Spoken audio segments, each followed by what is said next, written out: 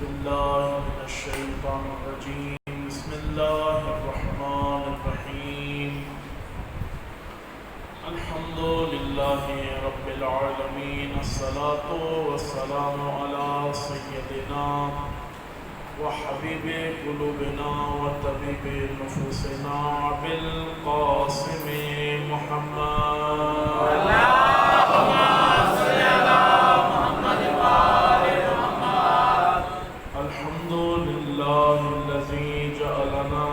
المتمسكين بولاية أمير المؤمنين عليه السلام صلوات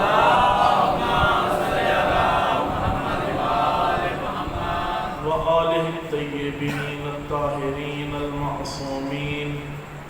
فقال الله تبارك وتعالى في محكم كتاب المجيد بسم الله الرحمن الرحيم إن الدين عند الله الإسلام صلوات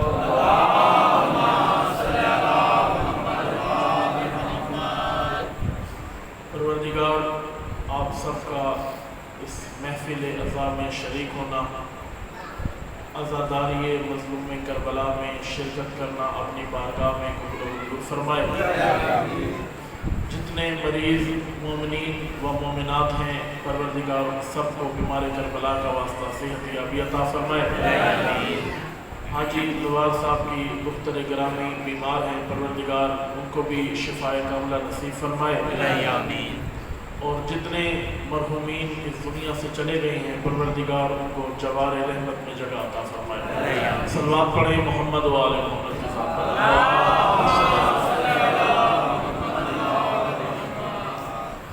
قرآن مجید کی آیہ مبارکہ آپ کی خدمت میں تلاوت کی ہے. اللہ تعالیٰ فرماتا ہے کہ ان الدین عند اللہ الاسلام، کہ اللہ کی اندیت میں سب سے پسندیدہ دین اسلام ہے. قرآن مجید ہدایت کی کتاب ہے اور یہ قرآن ہر جگہ خود بول بول کے کہہ رہا ہے کہ میں انسانوں کی ہدایت کے لیے آیا ہوں اور میں متقین کی ہدایت کے لیے آیا ہوں. روایات ائمہ کے مطابق قرآنی مفاہیم اس کو سمجھ آتے ہیں جس کا دل پاک ہو. جس کے دل میں پاکیزگی نہ ہو اس کو قرآن کے مفاہیم اور قرآن کے معانی اس کو سمجھ میں نہیں آتے. قرآن کو سمجھنے اور قرآن کے معانی کو سمجھنے، قرآن کی تعلیمات پر عمل کرنے کے لیے انسان کو پہلے اپنا دل پاکیزہ کرنا چاہیے، اور دل کو پاکیزہ کرنے کے لیے اہل بیت کا ذکر ضروری ہے. قرآن مجید ہدایت کی کتاب ہے. میں ایک مثال کے ذریعے آپ کی خدمت میں یہ مطلب واضح کرتا ہوں. ایک پریکٹیکل مثال، تجرباتی مثال آپ کی خدمت میں پیش کرتے ہیں. آپ میں سے جتنے نوجوان بیٹھے ہیں یا بزرگ بیٹھے ہیں، کبھی نہ کبھی اتفاق ہوا ہوگا موبائل خریدنے کا. توجہ ہے؟ جب آپ موبائل فون دکان پہ خریدنے کے لیے جاتے ہیں تو وہ ایک موبائل کا ڈبہ آپ کو دیتے ہیں جس کے اندر کچھ چیزیں موجود ہوتی ہیں. اس موبائل کا چارجر ہوتا ہے یا اس کا ڈھانچہ ہوتا ہے اس کے اندر موجود، اس کی بیٹری وغیرہ ہوتی ہے، اور ساتھ میں ایک چھوٹی سی کتاب اس ڈبے کے اندر موجود ہوتی ہے. اس کتاب کا رکھنے کا مقصد یہ ہوتا ہے کہ اگر خریدنے والا اس کتاب کی ہدایات کے مطابق اس آلے کو استعمال کرے گا تو کبھی اس کا آلہ خراب نہیں ہوگا. توجہ ہے؟ لیکن ہم اکثر اس کو پھینک دیتے ہیں، ڈال دیتے ہیں، کیونکہ اس کی زبان ہی ہمیں نہیں آتی، لہذا ہم کوشش نہیں کرتے پڑھنے کی اور ہم اس کو اہمیت نہیں دیتے. ایسے ہی اس آلے کو استعمال کرنا شروع کر دیتے ہیں. بہو اسی طرح اللہ نے انسان کو خلق کرنے کے بعد ساتھ ایک کتاب بھی بھیجی ہے اور انسان کو فرمایا ہے کہ تم جب دنیا میں جاؤ گے اپنے کردار کو، اپنے نفس کو، اپنے عمل کو صحیح کرنے کے لیے اس کتاب پر عمل کرنا ضروری ہوگا، اور اگر زندگی میں کامیابی چاہتے ہو تو اس کتاب کے اصولوں پر عمل کرنا پڑے گا۔ انسان کی زندگی میں قرآن کا بہت بڑا عمل ہے، بہت بڑا ہاتھ ہے۔ اگر انسان قرآن سے کچھ لینا چاہتا ہو، قرآن مجید میں 2 قسم کے احکامات ہیں۔ آپ سب کی توجہ میرے ساتھ ہوگی تو میں آپ کو زیادہ رحمت نہیں دوں گا۔ نعرہ تکبیر، نعرہ رسالہ، نعرہ حیدری، آواز بلند صلوات۔ اللہم صلی علی محمد وآلہ محمد۔ قرآن مجید میں 2 قسم کے احکامات دیے گئے ہیں۔ یا قرآن کسی شے سے روکتا ہے یا قرآن کسی شے کا حکم دیتا ہے۔ یا قرآن یہ کہتا ہے اس چیز سے رک جاؤ، یا قرآن یہ کہتا ہے یہ کام کرو۔ یا کسی کام کے کرنے کی بات کرتا ہے یا کسی کام سے روکنے کی بات کرتا ہے۔ اب انسان کا فریضہ یہ ہے کہ قرآن جس چیز سے روکتا ہے اس سے رک جائے، اور جس چیز کا حکم دیتا ہے اس کام کو بجا لے آئے۔ لیکن افسوس کے ساتھ یہ کہنا پڑتا ہے کہ ہم نے ان دونوں چیزوں کے الٹ ہی کام کیا ہے۔ جس چیز سے قرآن نے روکا ہے ہم سارے وہی کام کرتے ہیں، اور قرآن نے جس چیز کا حکم دیا ہے ہم وہ کام کرتے ہی نہیں۔ بس اگر قرآن جھوٹ سے روکتا ہے تو جھوٹ سے رکنا ہے، قرآن غیبت سے روکتا ہے تو غیبت سے رکنا ہے، اگر قرآن دھوکے دہی سے روکتا ہے تو دھوکے دہی سے رکنا ہے، اگر قرآن حرام کاموں سے روکتا ہے تو حرام کاموں سے رکنا ہے، اور اگر قرآن نماز کی پڑھنے کی حکم دیتا ہے تو نماز پڑھنی ہے، اور اگر روزہ رکھنے کا حکم دیتا ہے تو روزہ رکھنا ہے۔ اسی طرح جتنے واجبات ہیں اگر قرآن حکم دیتا ہے کرو، اگر ہم نے ان سارے اعمال کو بجا لائے تو حقیقی معنوں میں علی کے شیعہ قرار پائے۔ کیوں؟ جو قرآن اور علی ایک دوسرے سے جدا نہیں ہے۔ حدیث میں ہے العلی مع القرآن والقرآن مع العلی۔ علی اور قرآن دونوں الگ الگ چیزیں نہیں ہیں، ایک ہی چیز کا نام ہے۔ لہذا اگر علی کا شیعہ بننا ہے، علی کا پیروکار بننا ہے تو اس طرح سے عمل کرنا پڑے گا جیسے قرآن فرماتا ہے۔ جیسے قرآن ہمیں ہدایات دیتا ہے کہ آپ نے اس طرح سے اعمال بجا لانے ہیں۔ قرآن اور علی یہ 2 چیزیں الگ الگ نہیں ہیں، بلکہ قرآن علی کی تفسیر کرتا ہے، علی قرآن کی تفسیر کرتا ہے۔ جو قرآن نعرہ رسالت، یا رسول اللہ، نعرہ حیدری، یا حیدری، آواز بلند صلوات۔ جو قرآن اپنی ہر آیت میں علی کے قصیدے گاتا ہے تو علی کے شیعہ کا فریضہ ہے کہ وہ قرآن کے قصیدے گائے۔ حق بنتا ہے کہ قرآن کی تعلیمات پر عمل کیا جائے۔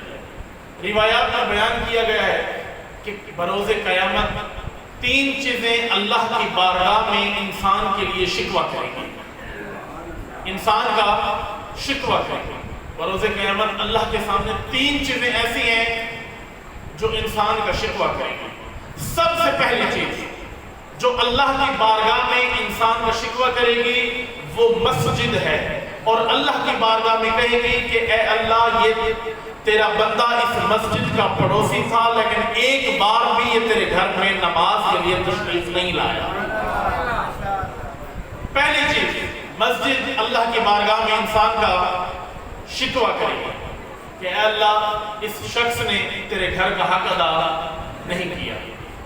دوسری چیز روایات میں بیان کیا گیا ہے کہ بروز قیامت اس اولاد کا شکوہ کریں گے جس نے اپنی زندگی میں اپنے والدین کی نافرمانی کی، جس نے اپنے والدین کی اطاعت نہیں کی ہوگی۔ تیسری چیز جس کا قرآن شکوہ کرے گا، جو چیز اللہ کے سامنے شکوہ کرے گی وہ قرآن ہے کہ اے اللہ، یہ تیرے بندے نے، یہ تیرے عبد نے، یہ وہ بندہ جسے تو نے خلق کیا، تو نے اس کو نعمتیں دیں، تو نے اس کو طرح طرح کی نعمتیں دی، لیکن اس نے اپنی زندگی میں تیرے قرآن کو کھول کر پڑھا ہی نہیں ہے۔ یہ تین چیزیں روایات میں بتائی گئی ہیں کہ انسان کا شکوہ کریں گے۔ ابھی آپ کی خدمت میں بیان ہوا کہ اگر قرآن اور علی ساتھ ساتھ ہیں تو اگر قرآن بروز قیامت شکوہ کر رہا ہے تو علی بھی ان شیعوں کا شکوہ کرے گا جس نے علی کی پیروی نہیں کی۔ علی شکوہ کریں گے بروز قیامت۔ آج آپ کی خدمت میں تمہیدی طور پر جو قرآن کی بارے میں جو عرائض پیش کیے، امیر المومنین اور قرآن کا ناطہ بہت قریب کا ناطہ ہے، ایک دوسرے سے مکمل جڑے ہوئے ہیں۔ امیر المومنین کی زندگی دیکھی جائے تو امیر المومنین کی زندگی میں ہر عمل قرآن کی تفسیر ہے، ہر عمل قرآن کی تفسیر ہے۔ حضرت محمد صلی اللہ علیہ وآلہ وسلم جب اس دنیا سے جا رہے تھے تو اپنی امت کو فرمایا، اے لوگوں، میں تمہارے درمیان دو گراں قدر چیزیں چھوڑ کر جا رہا ہوں، ایک میری کتاب قرآن مجید اور ایک اہل بیت۔ اگر قرآن کو سمجھنا ہو تو اہل بیت کے در پہ چلے جانا، اور اگر اہل بیت کو سمجھنا ہو تو قرآن کے در پہ آنا۔ کیوں؟ جو یہ دو چیزیں الگ الگ نہیں ہیں۔ اور ساتھ یہ بھی فرمایا کہ اگر قرآن کو اپنا کر اہل بیت کو چھوڑ دیا تب بھی ناکام ہو، اور اگر اہل بیت کو تھام کر قرآن کو چھوڑ دیا تب بھی ناکام ہو۔ اہل بیت اور قرآن الگ الگ چیزیں نہیں ہیں، بلکہ ان دونوں میں بہت زیادہ مماثلت ہے۔ امیر کائنات امیر المومنین علی ابن ابی طالب علیہ السلام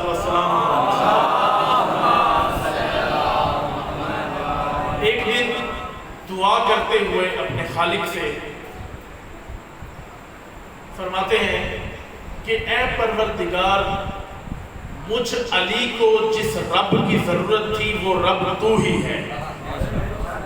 توجہ ہے، اے پروردگار، مجھ علی کو جس رب کی ضرورت تھی وہ رب تو ہی ہے۔ تو بتا، تجھے جو بندہ چاہیے تھا کیا علی وہ بندہ ہے یا نہیں ہے؟ ہم اسی دعا کو اپنے درمیان اور مولا علی کے درمیان پیش کرتے ہیں۔ ہم دعا کرتے ہیں کہ اے پروردگار، تو نے جو امام دینا تھا وہ علی ہی ہے، تو نے ہمیں جو امام دیا ہے اور حقیقی امام دیا ہے وہ علی ہی ہے۔ اب سوال یہ ہے کہ اے مولا علی، تمہیں جو شیعہ چاہیے تھے کیا ہم بھی وہ شیعہ ہیں؟ مولا خدا سے سوال کرتے ہیں نا، پروردگار، مجھے جس رب کی ضرورت تھی وہ رب تو ہی ہے، تجھے جس بندے کی ضرورت تھی، تو جو جس بندے کو تو چاہتا تھا، کیا وہ بندہ میں علی ہوں یا نہیں ہوں؟ امیر المومنین کے سامنے بھی ہم یہی دعا پیش کریں کہ اے مولا، ہمیں جس امام کی ضرورت تھی وہ تو آپ ہیں، آپ کو جس شیعہ کی ضرورت تھی کیا ہم وہ شیعہ ہیں یا نہیں؟ ایک وقت امیر المومنین کی زندگی میں آیا جب امیر المومنین غم اور مصیبت کی حالت میں فرما رہے ہیں، فی عین کزن وفی حلق شجا، علی پر ایسا وقت آیا جیسے گلے میں ہڈی اٹکی ہو اور آنکھ میں کانٹا پھنسا ہوا ہو۔ یہ مولا علی نے کب فرمایا؟ ہم نے تو صرف مولا علی کے فضائل سنے ہیں نا۔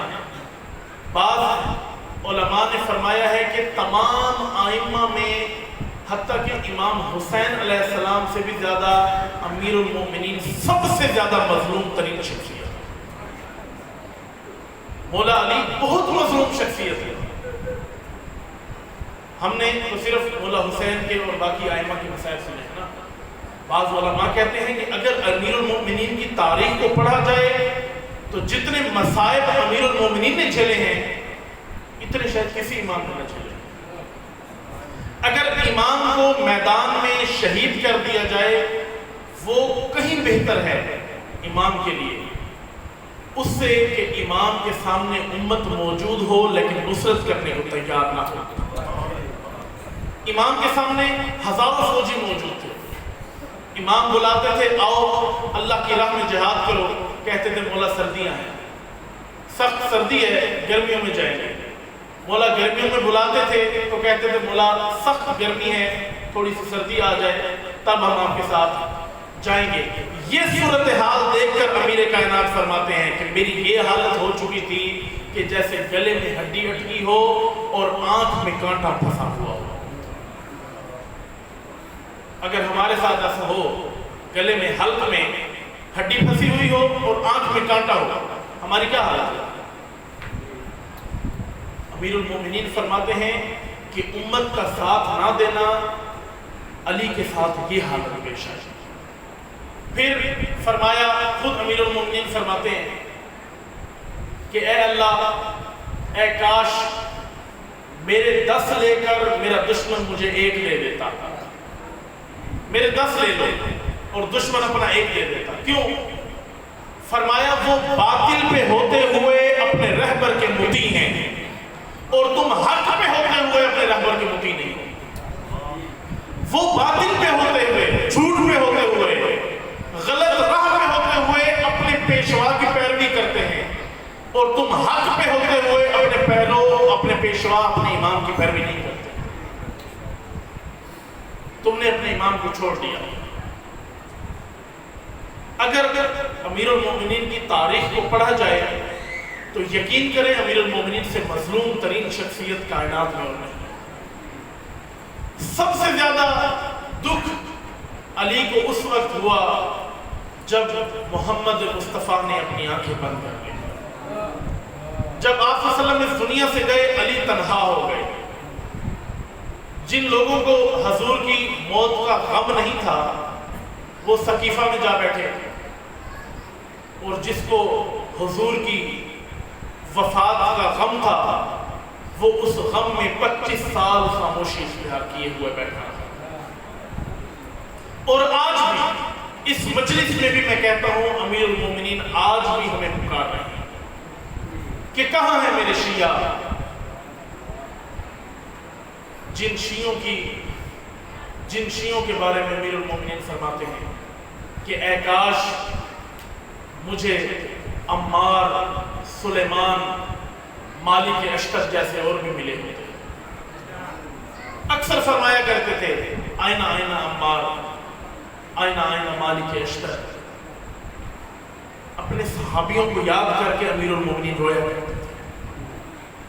کیوں؟ جو ایسے صحابی پھر نہیں ملے امیر المومنین، ایسے صحابی پھر نہیں ملے امیر المومنین۔ اور امیر المومنین بہت مظلوم شخصیت ہے۔ یہی لوگ جو امیر المومنین کے ساتھ جنگ صفین میں امیر شام کے خلاف جنگ کے لیے گئے تو جب اس نے چال چلی، قرآن کو نیزوں پر اٹھایا تو امیر المومنین کے اپنے لوگ امیر المومنین پر تلواریں کھینچ کر کھڑے ہو گئے۔ سمجھے نہیں، اپنے رہبر کی بات کی اطاعت نہیں کی اور کہا کہ نہیں علی تم غلط ہو، جنگ سے پیچھے ہٹ جاؤ ورنہ ہم تمہیں قتل کر دیں گے۔ علی کو اس چیز کا دکھ تھا کہ علی نے جن پر اعتماد کیا وہی لوگ علی کو چھوڑ کر چلے گئے۔ ایک حدیث ہے امام جعفر صادق علیہ السلام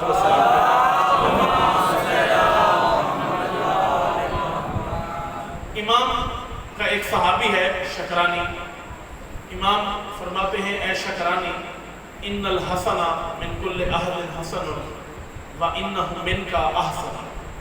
بہت اہم حدیث ہے، اس کی طرف آپ نے ضرور توجہ کرنی ہے. امام فرماتے ہیں اے شکرانی کہ ہر نیکی نیکی ہوتی ہے، ہر نیکی نیکی ہوتی ہے. ان الحسن من کل احد حسن وانہ منک احسن. اور شکرانی ہر نیکی نیکی ہوتی ہے، اگر یہی نیکی تو بچا لائے تو یہ صرف نیکی نہیں بلکہ بہت اچھی نیکی بن جاتی ہے. توجہ ہے، امام شیعہ کی پہچان کرا رہے ہیں کہ حقیقی شیعہ کون ہوتا ہے. مولا نے فرمایا ہر نیکی نیکی ہوتی ہے، کوئی بھی یہ نیک عمل کرے اس کا اجر اس کو اللہ دے گا، لیکن اے شکرانی اگر یہ نیکی تو کرے تو بہت اچھی بات ہے. کیوں؟ لے مکان کا منا اے شکرانی، کیونکہ تیری نسبت ہم اہل بیت کے ساتھ ہیں. اسی طرح فرمایا ان القبح من کل احد قبح وانہ منک اقبح لمکانک منا. فرمایا نیکی بھی ہے، اسی طرح کوئی بھی برائی کا کام ہے، یہ برائی کا کام کوئی بھی کرے، یہ برائی کا کام ہے، برا کام نہیں کرنا چاہیے، خدا عذاب میں مبتلا کرے گا. لیکن اے شکرانی یہی برا کام تو کرے تو بہت زیادہ برا کام ہے. کیوں؟ کیونکہ اے شکرانی تیری نسبت ہم اہل بیت کے ساتھ ہیں. بس پتہ چلا ہمارا اچھا عمل بہت اچھا عمل بھی بن سکتا ہے اور ہمارا برا عمل بہت برا عمل بھی بن سکتا ہے. کیوں؟ کیونکہ ہماری نسبت اہل بیت کے ساتھ ہے. اپنا کردار ایسے بناؤ کہ لوگ تمہیں دیکھ کر اہل بیت کے کردار کو پہچانے. اپنا کردار ایسا نہ بناؤ کہ تمہیں دیکھ کر لوگ اہل بیت کے در سے دور ہو جائیں. اہل بیت کبھی شراب نہیں پیا کرتے تھے، نعوذ باللہ من ذالک. مولا علی فرماتے ہیں اگر کسی کنویں میں ایک شراب کا قطرہ ڈال دیا جائے اور اس کنویں سے پانی نکال کر کھیتوں کو لگایا جائے، ان کھیتوں سے فصل اگے، اس کھیت سے گندم کاٹ کر اس کی روٹی پکائی جائے اور روٹی میرے سامنے پیش کی جائے تو میں علی وہ روٹی کھانا بھی پسند نہیں کروں گا. نعرہ تکبیر، اللہ اکبر، نعرہ رسالت، یا رسول اللہ، نعرہ حیدری، یا علی، نعرہ صلوات، اللہم صلی اللہ. فرمایا علی کا شیعہ اہل بیت کا ماننے والا جس کی اہل بیت کے ساتھ نسبت ہوتی ہے وہ جھوٹ نہیں بولتا، وہ لوگوں کو دھوکے نہیں دیتا، وہ دین میں دغا نہیں کرتا، اس کا عمل بولتا ہے، وہ اس کی زبان نہیں بولتی، اس کا عمل بول رہا ہوتا ہے. لہذا اپنی محافل کو، اپنی مجالس کو اس قدر خوبصورت کرو کہ کوئی مسلمان آئے تو مومن بن کے جائے. ایسا نہ ہو کوئی مسلمان آئے اور یہاں سے اٹھے تو کافر ہو جائے. یہ اہل بیت کا دروازہ ہے. اہل بیت کے دروازے سے وہ چیز لوگوں کو دو جو اہل بیت نے دی ہے، وہ چیز نہ دو جو اہل بیت نے نہیں دی. ایک روایت میں ہے کہ اگر تم وضاحت نہ کرو، صرف ہمارا فرمان ہو بہو سنا دو تو لوگ ہمارے مذہب کو پے در پے قبول کرتے جائیں گے. صرف ہمارا فرمان لوگوں تک پہنچا دو، اس کی بے شک وضاحت بھی نہ کرنا، لیکن ہمارے فرمان میں اتنی تاثیر موجود ہے کہ سننے والا اس کی طرف رغبت کر سکتا ہے. یہ ہے اہل بیت کا کردار، یہ ہے اہل بیت کا دین، یہ ہے اہل بیت کا مذہب جس کے اندر دوسروں کے حقوق کا خیال کیا جاتا ہے، جس مذہب کے اندر عورت کے پردے کی عزت ہے، جس مذہب کے اندر عورت کو بے پردہ رہنے کی اجازت نہیں دی گئی. میں اپنی ماؤں بہنوں کو بھی یہ پیغام دوں گا، عزاداری کے ایام ہیں، ہم دیکھتے ہیں جلوسوں میں، مجالس میں ہماری مائیں بہنیں شرکت کرتی ہیں اور یقیناً یہ مجالس، یہ عزاداری ان ماؤں بہنوں کے علاوہ پوری ہی نہیں ہو سکتی. یہ تکمیل ہی اسی وقت ہوتی ہے جب خواتین کا کردار موجود ہے. لیکن کیسا کردار؟ ویسا کردار ہو جو کردار زینب علیہ نے کربلا میں دکھایا ہے، ویسا کردار نہ ہو جس کردار کو حضرت زینب ناپسند فرماتی۔ حضرت زینب کی نیزے سے چادر اتاری گئی تھی، بی بی زینب نہیں چاہتی تھی کہ میرے سر سے چادر اترے، تو ہماری مائیں بہنیں کس جواز سے سر سے چادریں اتارتی؟ ایک بزرگ عالم دین کا بہت قیمتی جملہ تھا، وہ کہتے تھے کہ اس زمانے کے یزید نے نیزے کے ساتھ مستورات کی چادر اتاری، آج کے زمانے کا یزید موبائل اور انٹرنیٹ کے ساتھ ہمارے گھروں میں گھس چکا ہے اور ہماری ماں بہنوں کی چادریں اتارتا ہے۔ ذکر حسین دین سکھاتا ہے، بے دین نہیں بناتا انسان۔ اس درس میں آ کر لوگ دیندار بن کے جاتے ہیں، بے دین نہیں بن کے جاتے ہیں۔ اگر کوئی بے دین تھا تو یہاں سے دیندار بن کے جائے، ایسا کردار نہ بنا کے اٹھے کہ اہل بیت اس سے راضی نہ ہو۔ صرف یہ پیغام مستورات کے لیے بھی نہیں، ہم سب کے لیے ہے۔ ہم سب ان مختلف پہلوؤں پر توجہ دے سکتے ہیں کہ عزاداری کیسے کرنی ہے، ماتم کیسے کرنا ہے، سوگ کیسے کرنا ہے، مجلس کیسے کرنی ہے، خوشی کیسے کرنی ہے۔ امیر المومنین کی ولادت ہوتی ہے، نعوذ باللہ من ذالک ڈانس کرنے والی خواتین کو بلا کر ڈانس کروایا جاتا ہے، ڈھول بجوائے جاتے ہیں۔ امیر المومنین جنگ صفین پر جا رہے تھے تو راستے میں ایک علاقے والوں نے امیر المومنین کا استقبال کیا۔ ان کا استقبال کرنے کا طریقہ یہ تھا کہ وہ اپنے دونوں ہاتھ ہوا میں اٹھاتے تھے، ایک پاؤں ہوا سے اوپر، پھر زمین پہ رکھتے، پھر دوسرا پاؤں اٹھاتے اور پھر زمین پہ رکھتے۔ یعنی عام مثال میں کہا جائے تو ناچ رہے تھے، ہاتھ اوپر کرتے، پاؤں اٹھاتے اور زمین پہ رکھتے۔ جب امیر المومنین اس مقام پر پہنچے اور دیکھا کہ یہ میرا اس طریقے سے استقبال کر رہے ہیں تو اپنے ایک صحابی سے پوچھا یہ لوگ کیا کر رہے ہیں؟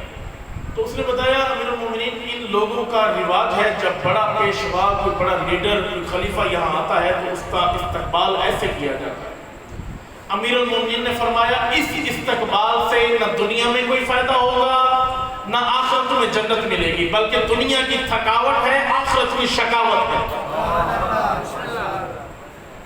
یہ کام علی کو نہیں پسند، یہ کام اہل بیت کو پسند نہیں۔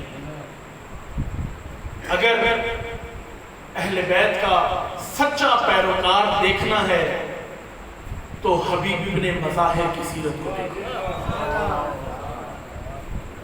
جس نے رسول اللہ کے ساتھ وقت گزارا، جس نے امیر المومنین کے ساتھ وقت گزارا، جس نے مولا حسین کے ساتھ، امام حسن علیہ السلام کے ساتھ ایک بڑا عرصہ گزارا، یہ حبیب ابن مظاہر بہت بڑا کردار رکھتے ہیں، بہت عظیم شخصیت ہے حبیب ابن مظاہر۔ ہمارے بزرگوں کے لیے آئیڈیل نمونہ حبیب ابن مظاہر کی شخصیت ہے۔ عزادارو، جب امام حسین علیہ السلام کربلا کی جانب روانہ تھے، ایک مقام آیا، امام حسین علیہ السلام نے اپنا قافلہ روکا، اپنی سواری سے نیچے اترے، کاغذ اور قلم اٹھایا اور کوفے کی طرف دیکھتے ہیں اور خط لکھتے ہیں، کوفے کی طرف دیکھتے ہیں اور خط لکھتے ہیں۔ حضرت عباس نے پوچھا، مولا میرے آقا آپ رو بھی رہے ہیں، کوفے کی طرف دیکھ بھی رہے ہیں اور خط بھی لکھ رہے ہیں، یہ کون شخصیت ہے جس کو آپ خط لکھ رہے ہیں؟ امام حسین فرماتے ہیں عباس میرے بچپن کا دوست حبیب ابن مظاہر ہے جو کوفہ میں موجود ہے، آج حسین کو حبیب ابن مظاہر کی ضرورت ہے، اپنے حبیب کو خط لکھ رہا ہوں۔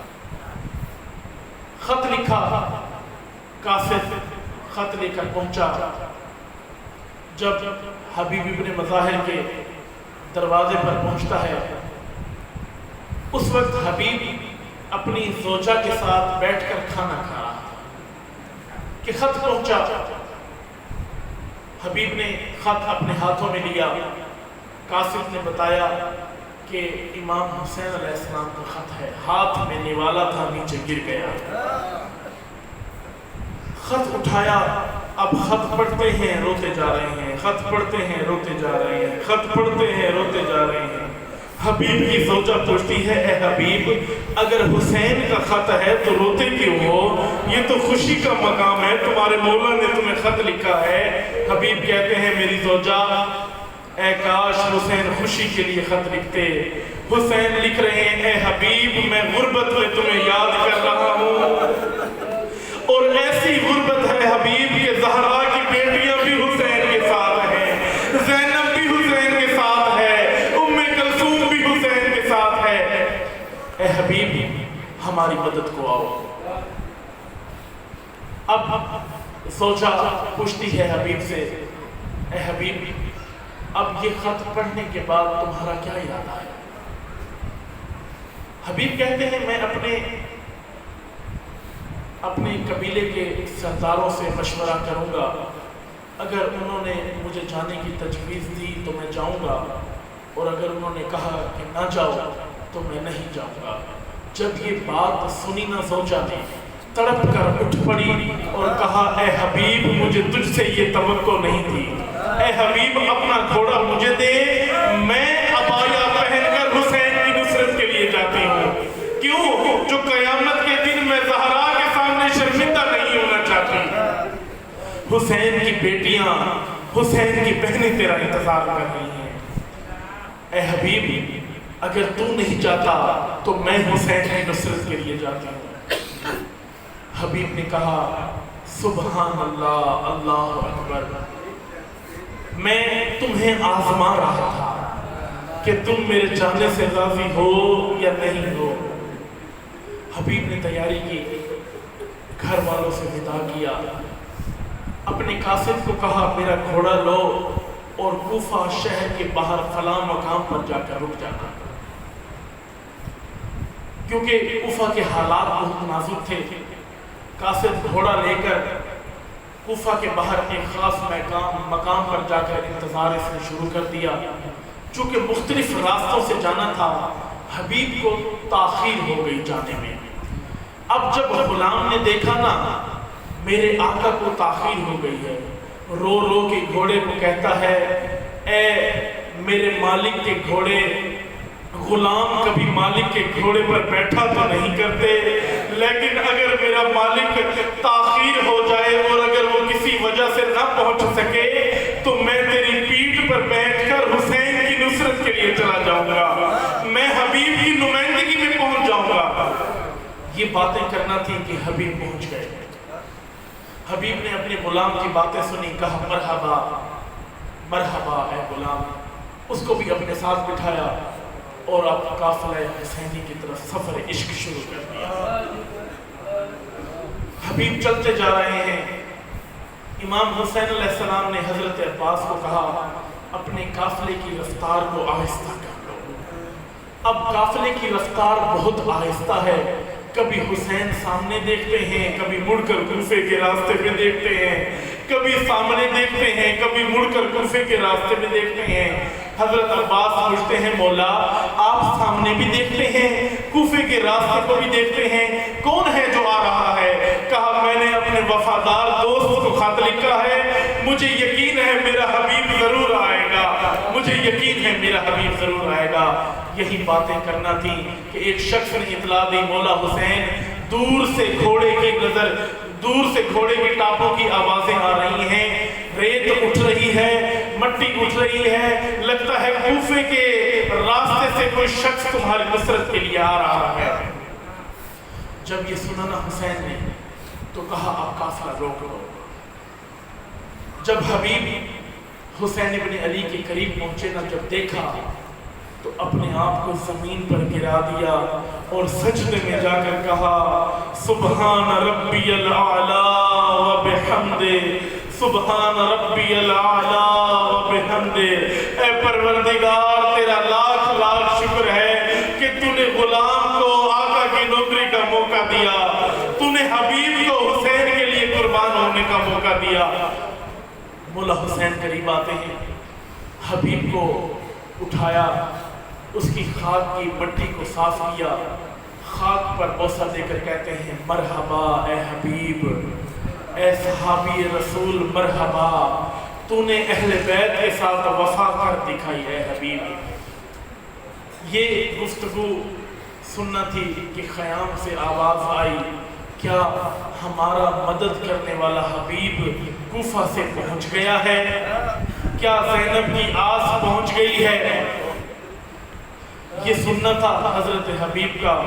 خیام کے قریب گئے تو حضرت زینب نے کہا اے حبیب تجھ پر میری ماں زہرا کا سلام، اے حبیب تجھ پر میرے باپ علی کا سلام، اے حبیب تجھ پر میرے نانا محمد کا سلام۔ جب یہ سنا حبیب کہتے ہیں پروردگار کیا مجھ غلام کا مقام اور کیا علی کی بیٹی کا سلام، کیا علی کی بیٹی کا سلام۔